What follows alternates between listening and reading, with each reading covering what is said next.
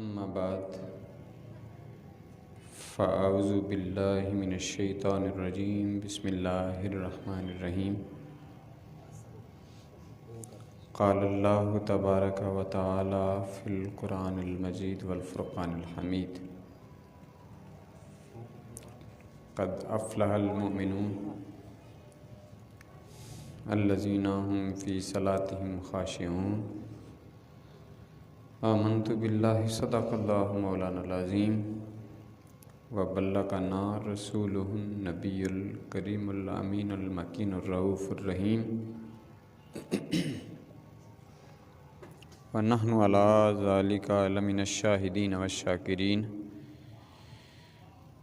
والحمد لله رب العالمين إن الله وملائكته يصلون على النبي يا أيها الذين آمنوا صلوا عليه وسلموا تسلیما۔ تمام احباب مل کر درود پاک پڑھیے۔ الصلاۃ والسلام علیک یا سیدی یا رسول اللہ وعلی آلک واصحابک یا سیدی یا حبیب اللہ۔ الصلاۃ والسلام علیک یا نبی اللہ وعلی آلک واصحابک یا سیدی یا حبیب اللہ۔ الصلاۃ والسلام علیک یا سید الانبیاء والمرسلین وعلی آلک واصحابک یا رحمت للعالمین۔ اللہ رب العزت کی حمد و ثنا اور اللہ کے پیارے محبوب حضور نبی اکرم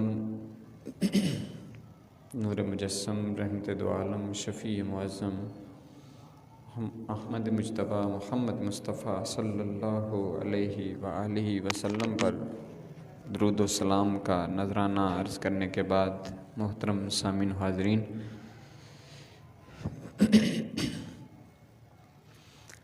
اللہ رب العزت نے اپنے پاک کلام میں ارشاد فرمایا قد افلح المؤمنون الذین هم فی صلاتهم خاشعون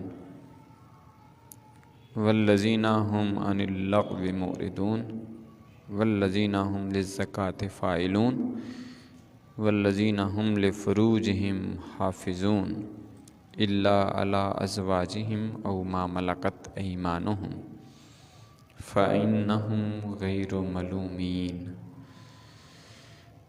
کہ بے شک مراد کو پہنچے ایمان والے، کامیاب ہوئے، فلاح پا گئے، کون؟ جو ایمان لائے۔ الذین هم فی صلاتهم خاشعون، جو اپنی نماز میں گڑ گڑاتے ہیں، خشوع و خضوع اختیار کرتے ہیں۔ والذین هم عن اللغو معرضون، اور وہ جو کسی بیہودہ بات کی طرف التفات نہیں کرتے، یعنی لغو اور فضول باتوں سے بچنے والے ہیں۔ والذین ہم للزکاة فاعلون، جو زکوٰۃ دینے کا کام کرتے ہیں۔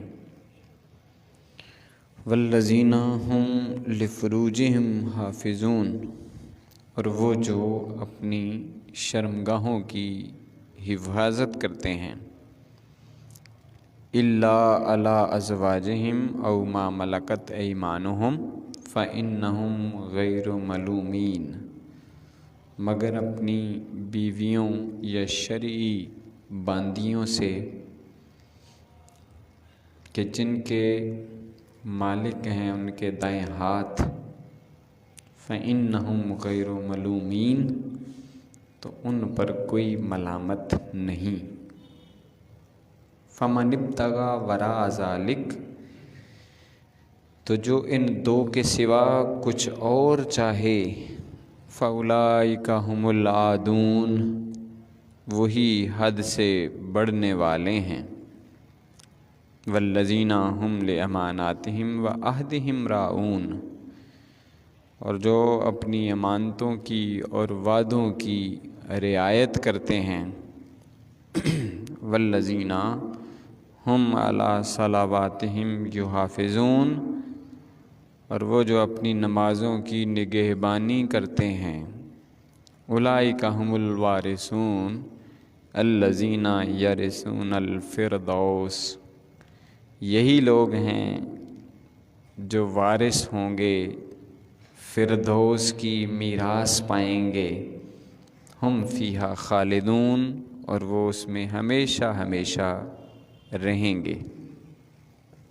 یہ سورہ مومنون کی ابتدائی 11 آیات آپ کے سامنے میں نے تلاوت کرنے کا شرف حاصل کیا ہے، کہ جس میں اللہ پاک نے مومنوں کی ایک تو خاص جو صفات ہیں ان کا ذکر کیا ہے، اور اس بات کا ذکر کیا ہے کہ کامیاب مومن کون ہیں، اور تیسری چیز یہ بیان فرمائی ہے کہ ان کو کیا انعام اور صلہ دیا جائے گا جنہیں یہ خصوصیات حاصل ہیں، ان کا انعام کیا ہے، ان کا ریوارڈ کیا ہے، ان کا صلہ کیا ہے۔ اب یہ کون سی خصوصیات ہیں کہ جو کامیاب مومنوں کے اندر پائی جاتی ہیں، تاکہ اللہ رب العزت ان صفات کو ہمارے اندر بھی پیدا فرمائے اور ہمیں یہ توفیق بخشے کہ یہ خصوصیات ہم بھی اپنا لیں، تاکہ فلاح پانے والے مومنوں کی صف میں شامل ہو جائیں۔ تو ان خصوصیات میں سے جو کامیاب اور فلاح پانے والے مومنوں کی ہیں، پہلی خصوصیت یہ ہے کہ الذین ھم فی صلاتہم خاشعون، کہ جو اپنی نماز میں گڑ گڑاتے ہیں، اپنی نماز میں خشوع و خضوع اختیار کرتے ہیں، یعنی نماز کو صحیح روح کے ساتھ، صحیح ٹرو اسپرٹ کے ساتھ ادا کرتے ہیں۔ ایک ہے صرف رسم ادا کر دینا، رسمی طور پر رکوع و سجود بجا لانا، اور ایک ہے کہ نماز کی اصل روح کو حاصل کرنا اور اس کی حقیقت کو پا لینا۔ تو فرمایا کہ کامیاب مومن وہ ہیں کہ جو نماز میں خشوع و خضوع اختیار کرنے والے ہیں، نماز میں گڑ گڑاتے ہیں، نماز کے اثرات اپنے اوپر طاری کرتے ہیں، نماز کے فریضے کو صرف فارمیلٹی کے طور پر ہی ادا نہیں کرتے، بلکہ اس کی روح اور گہرائی تک پہنچ کر اللہ کی یاد، اللہ کی فکر کو حاصل کرنے کے لیے وہ نماز ادا کرتے ہیں۔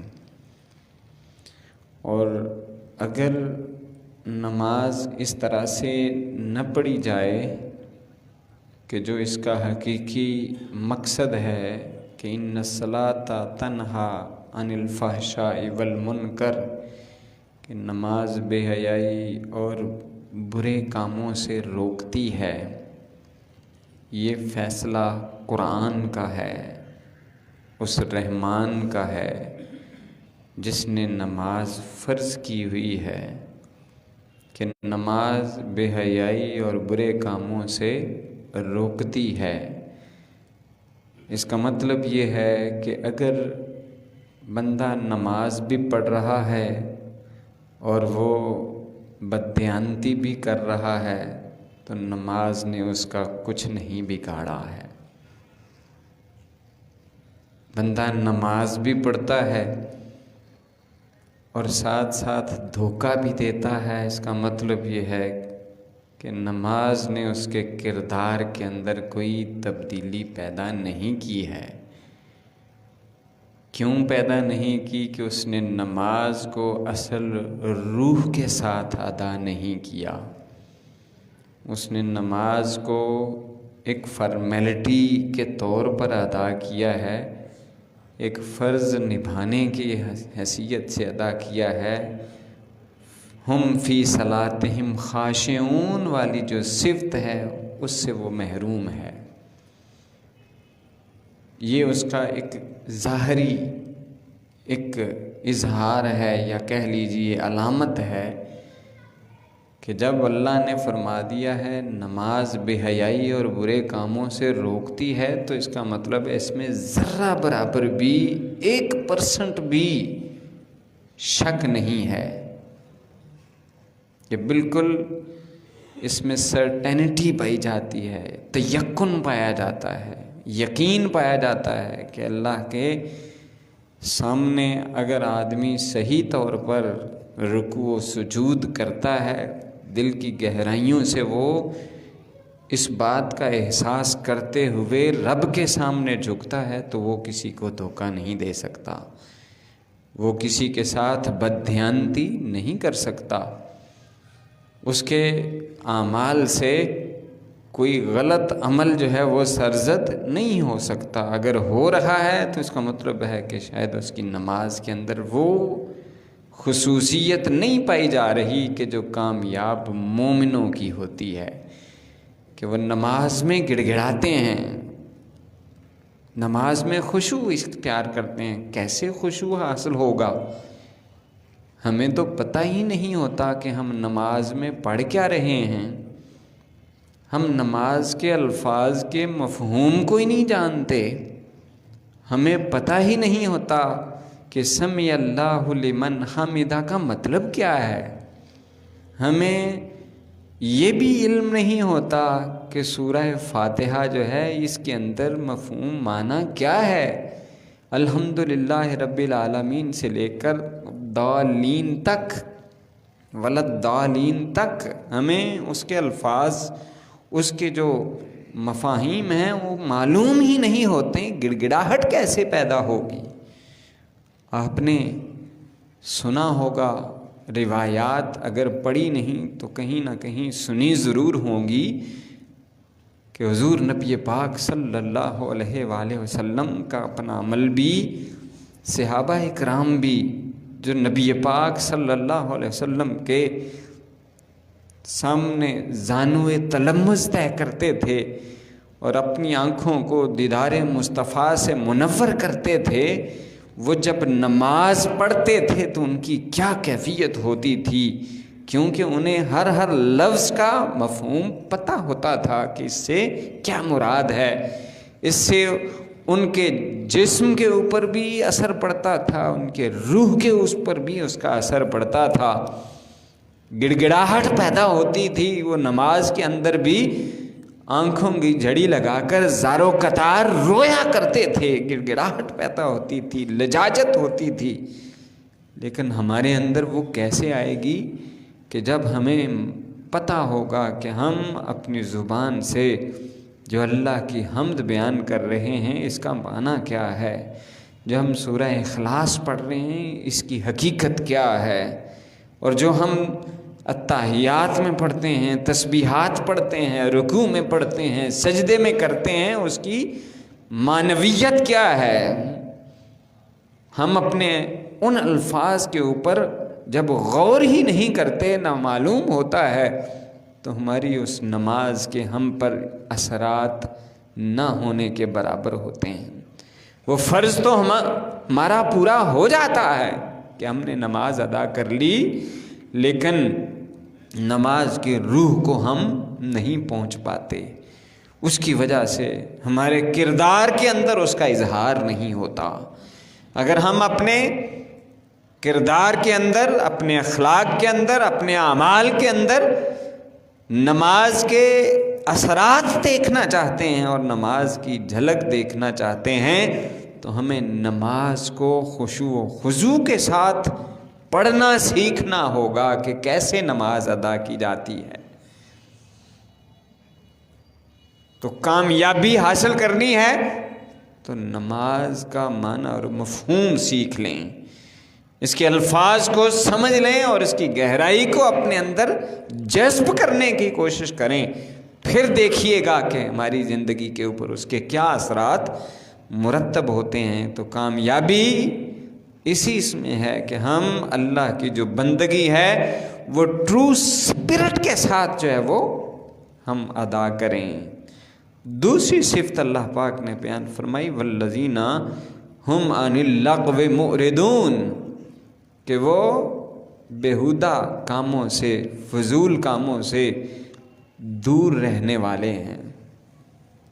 اور نبی پاک صلی اللہ علیہ وسلم نے بڑے اچھے الفاظ میں اس کی وضاحت فرمائی ہے کہ من حسن اسلام المرء ترکہ ما لا یعنیہ، کہ ایک بندے کے اچھے مسلمان ہونے کی نشانی یہ ہے کہ وہ ہر اس چیز کو چھوڑ دیتا ہے جس کا اس سے کوئی مطلب نہیں ہے، جس سے اس کا تعلق نہیں ہے، یعنی فضول کاموں سے، فضول ایکٹیویٹیز سے، فضول قسم کی مصروفیات سے وہ اپنے آپ کو باز رکھتا ہے۔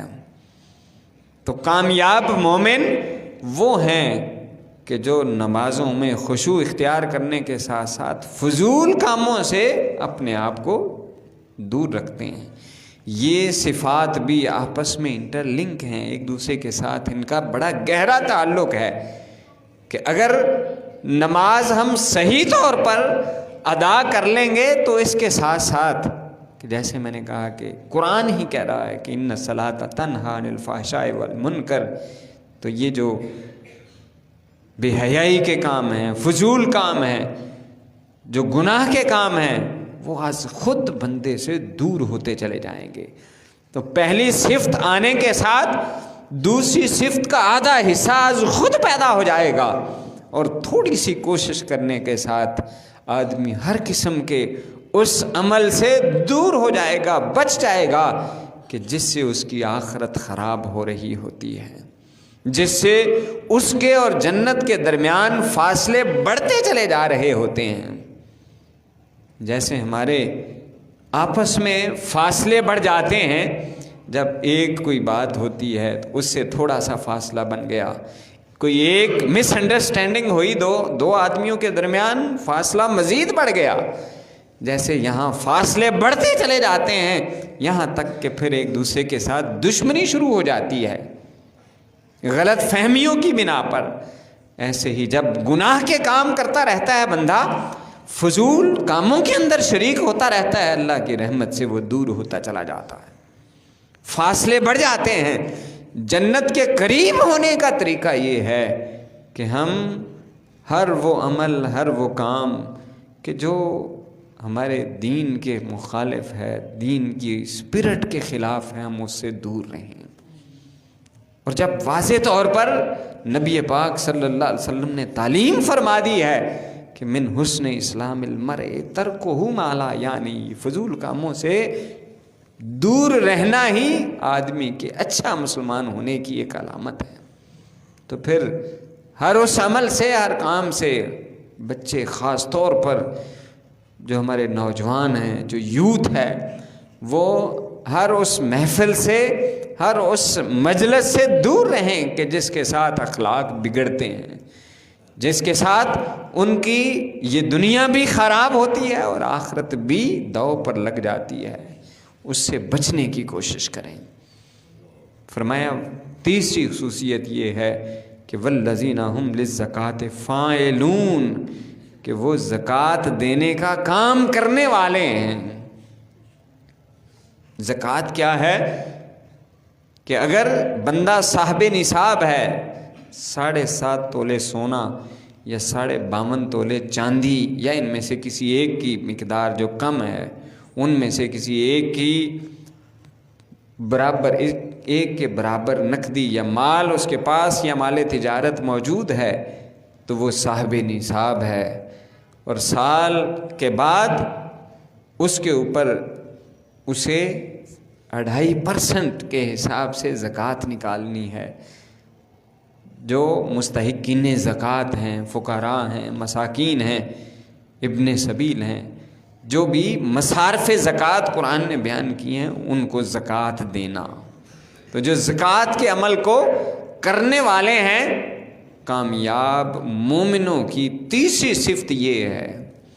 لہٰذا جس پر بھی فرض ہو زکوٰۃ دینا، اس کے لیے لازمی ہے کہ وہ اس کا حساب کتاب کر کے یہ ساتھ ساتھ قرض اتارتا جائے، اور اس صفت کو اپنانے کے لیے پھر وہ اضافی ہے، صدقات کرنا، خیرات کرنا، یہ اس سے ایکسٹرا ہے، لیکن کم از کم منیمم لیول یہ ہے کہ وہ زکوٰۃ جتنی اس پر فرض ہے کم از کم وہ ادا کرے، پھر اس کے بعد اضافی طور پر صدقات اور خیرات وہ نکالتا رہے۔ چوتھی صفت یہ ہے کہ اللہ پاک نے فرمایا والذین ہم لفروجہم حافظون، کہ وہ اپنی شرمگاہوں کی حفاظت کرتے ہیں۔ انتہائی اہم چیز اللہ رب العزت نے اس پر صرف یہیں تک نہیں، اس کے حوالے سے 3 آیات جو ہیں وہ اس کی مزید وضاحت کے اندر بیان فرمائی ہیں۔ باقی ایک ایک آیت کے اندر ایک ایک صفت بیان ہو رہی ہے۔ الذین ہم فی صلاتہم خاشعون، ایک آیت میں اس کو بیان کر دیا، جو نمازوں میں عاجزی اور گڑگڑاہٹ پیدا کرتے ہیں۔ والذین ہم عن اللغو معرضون، جو فضول کاموں سے اپنے آپ کو بچاتے ہیں، ایک آیت کے اندر بیان کر دیا۔ والذین ہم للزکاۃ فاعلون، جو زکوٰۃ ادا کرنے والے، کام کرنے والے ہیں، ایک آیت میں اس کو بھی بیان کر دیا۔ یہ چوتھی صفت میں اللہ پاک نے فرمایا والذین ہم لفروجہم حافظون، کہ جو اپنی شرمگاہوں کی حفاظت کرنے والے ہیں، ایک آیت میں۔ دوسری آیت میں فرمایا الا علی ازواجہم او ما ملکت ایمانہم فانہم غیر ملومین، لیکن سوائے اپنی بیویوں کے یا شرعی باندیوں کے، لونڈیوں کے، کہ جن کے وہ مالک ہیں ان کے دائیں ہاتھ، تو وہ غیر ملومین، ان پر کوئی ملامت نہیں۔ دوسری آیت کے اندر یہ وضاحت فرما دی، اور تیسری میں فرمایا فمن ابتغی وراء ذلک، جو ان حدود سے آگے بڑھ گیا، یہ اللہ کی حدود ہیں، اللہ کی طرف سے لمیٹیشنز ہیں کہ یہاں تک آپ کو اجازت ہے۔ جب شرعی اعتبار سے، شرعی طریقے سے اپنی حاجات، چونکہ دین اسلام دین فطرت ہے، اور فطرتی جو تقاضے ہیں، جو ڈیمانڈز ہیں، ان کو بھی پورا کرنے کا پورا موقع عطا فرماتا ہے۔ جب یہ نیچرل جو ڈیمانڈز تھیں انسانی جسم کی، اللہ ہی نے پیدا فرمائی تھی، ان کا جائز طریقے کے ساتھ اہتمام بھی فرما دیا کہ الا علی ازواجہم او ما ملکت ایمانہم فانہم غیر ملومین، ان پر کوئی ملامت نہیں، وہ اپنی اس طبعی ضرورت کو پورا کر سکتے ہیں۔ لیکن نبی پاک صلی اللہ علیہ وآلہ وسلم نے بڑی عمدہ مثال کے ذریعے سے اس صفت کو بھی بیان فرما دیا۔ حضور نے فرمایا جو شخص مجھے 2 چیزوں کی ضمانت دے دیتا ہے، میں اسے جنت کی ضمانت دیتا ہوں۔ 2 چیزوں کی مجھے جو ضمانت دے دیتا ہے کہ انہیں صحیح استعمال کرے گا، میں اسے جنت کی ضمانت دیتا ہوں۔ نبی پاک صلی اللہ علیہ وسلم کا فرمان، ما بین اللحییہ، ایک وہ چیز جو 2 جبڑوں کے درمیان ہے، یعنی زبان، اس کی جو حفاظت کی ضمانت دے دیتا ہے، اس کو بھی جنت کی ضمانت ہے۔ اور دوسری ما بین الرجلیہ، جو اس کی 2 ٹانگوں کے درمیان ہے۔ کتنے نفیس الفاظ نبی پاک صلی اللہ علیہ وسلم نے ان دونوں چیزوں کو انٹرپریٹ کرنے کے لیے استعمال کیے ہیں، کہ جو 2 جبڑوں کے درمیان ہے، ایک اس کی جو حفاظت کی ضمانت دیتا ہے، اور دوسری جو 2 ٹانگوں کے درمیان ہے، یعنی شرمگاہ کی حفاظت۔ ان 2 کی جو ضمانت دے دیتا ہے، میں اسے جنت کی ضمانت دیتا ہوں۔ کیا بات ہے! فرمایا فمن ابتغى وراء ذلك، جس نے اس پر عمل نہ کیا، اللہ کی یہ حدود ہیں، جس نے ان حدوں کو کراس کیا. جیسے ہر ملک کے قوانین ہوتے ہیں، ہر سلطنت کے قوانین ہوتے ہیں، جو ان کو وائلیٹ کرتا ہے اس کے لیے سزا ہوتی ہے، اس کے لیے فائن ہوتا ہے، جرمانہ ہوتا ہے، سختی ہوتی ہے.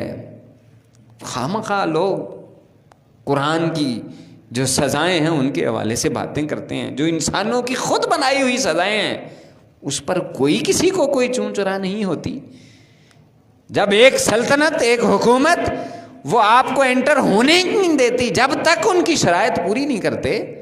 دین اسلام اللہ کی بادشاہت، یہ اللہ کی بادشاہت ہے، اللہ کے رولز ہیں، ریگولیشنز ہیں. جب ایک شخص اس سلطنت کے اندر آنا چاہتا ہے اس کے لیے شرائط ہیں کہ وہ ان کو پورا کرے. اگر نہیں پورا کرے گا تو اس کے اوپر سزا ہوگی، اس کو فائن ہوگا، اس کو جرمانہ ہوگا، اس کو سزا دی جائے گی، پنشمنٹ دی جائے گی. فرمایا فمن ابتغى وراء ذلك، جس نے اس حد سے آگے بڑھنے کی کوشش کی، فاولئک هم العادون، تو وہ حد سے آگے بڑھنے والوں میں شامل ہو جائے گا.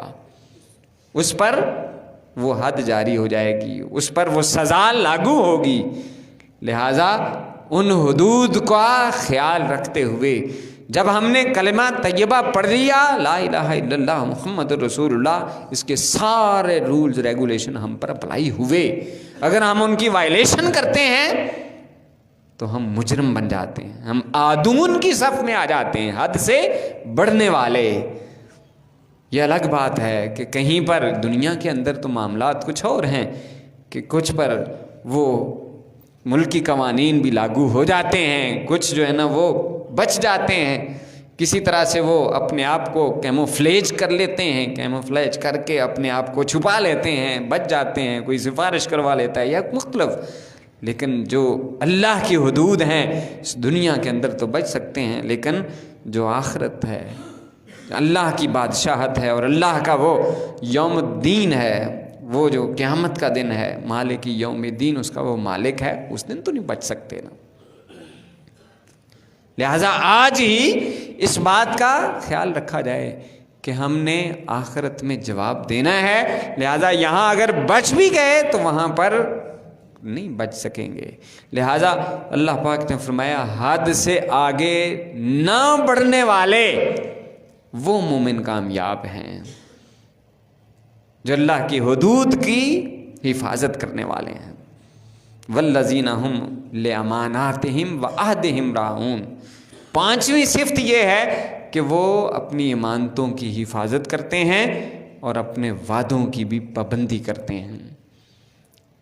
اور یہ بہت ہی اہم چیزیں ہیں، دونوں چیزیں بڑی اہم ہیں. ایک تو اس کا اطلاق دنیاوی اعتبار سے، معاملات کے اعتبار سے ہے کہ ہم ایک دوسرے سے امانت و دیانت کے ساتھ معاملات کریں. دوسرا اس کا اطلاق اللہ تعالیٰ کی ذات کے ساتھ بھی ہے کہ اللہ پاک نے جو ہمیں چیزیں عطا فرمائی ہیں، جو زندگی عطا فرمائی ہے، جو عہدہ اقتدار دیا ہے، جو مال و دولت عطا فرمایا ہوا ہے، ہر چیز یہ اللہ تعالیٰ کی طرف سے ایک امانت ہے. ہم اس کے نائب اور خلیفہ کے طور پر اس دنیا کے اندر ہیں، ہم اس کے بندے ہیں، عبد ہیں. عبد کا لفظ استعمال ہوتا ہے اور عبد کا مطلب ہوتا ہے غلام، آزاد نہیں.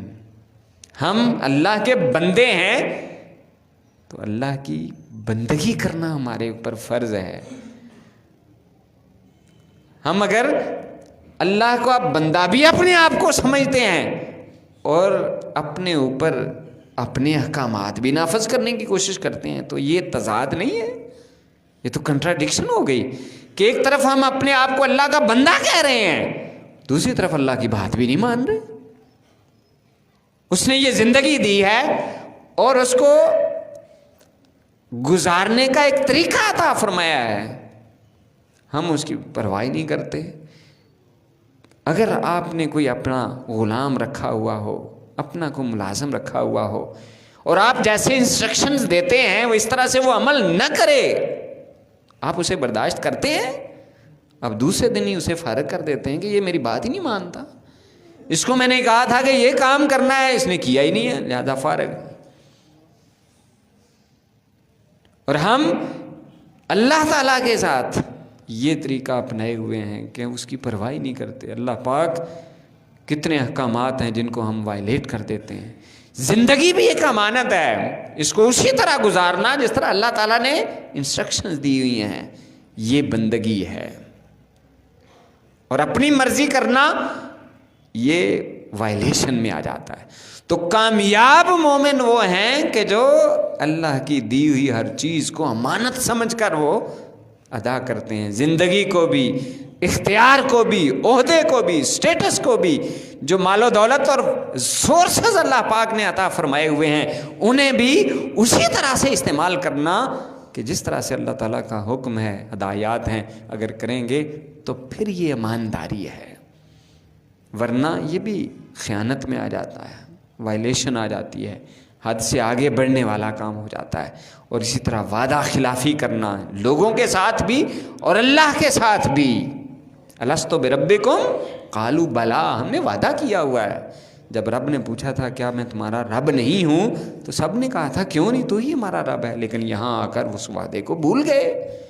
اس وعدے کو بھی یاد رکھنا ہے کہ وہی ہمارا رب ہے، وہی ہمارا پروردگار ہے، وہی ہمارا خالق و مالک ہے، اور ہم اسی کی طرف لوٹ کر جانے والے ہیں، لہٰذا اس وعدے کو بھی یاد رکھا جائے۔ والذین هم علی صلواتہم یحافظون، آخری صفت اللہ پاک نے بیان فرمائی کہ جو اپنی نمازوں کی حفاظت کرنے والے ہیں۔ تو آپ دیکھیں سٹارٹ بھی جو پہلی صفت تھی وہ کیا تھی؟ ہم فی صلاتہم خاشعون، جو اپنی نمازوں کے اندر گڑ گڑاہٹ پیدا کرتے ہیں، گڑ گڑاتے ہیں۔ اور آخری کیا ہے کہ ہم علی صلواتہم یحافظون، اپنی نمازوں کی حفاظت کرتے ہیں، فکر کرتے ہیں۔ صلہ کیا ہے؟ مختصر کرتا ہوں، اولئک هم الوارثون الذین یرثون الفردوس، وہ جنت الفردوس کے وارث ہوں گے، یہ کامیاب ہیں، یہ صفات اپنے اندر رکھنے والے ہیں۔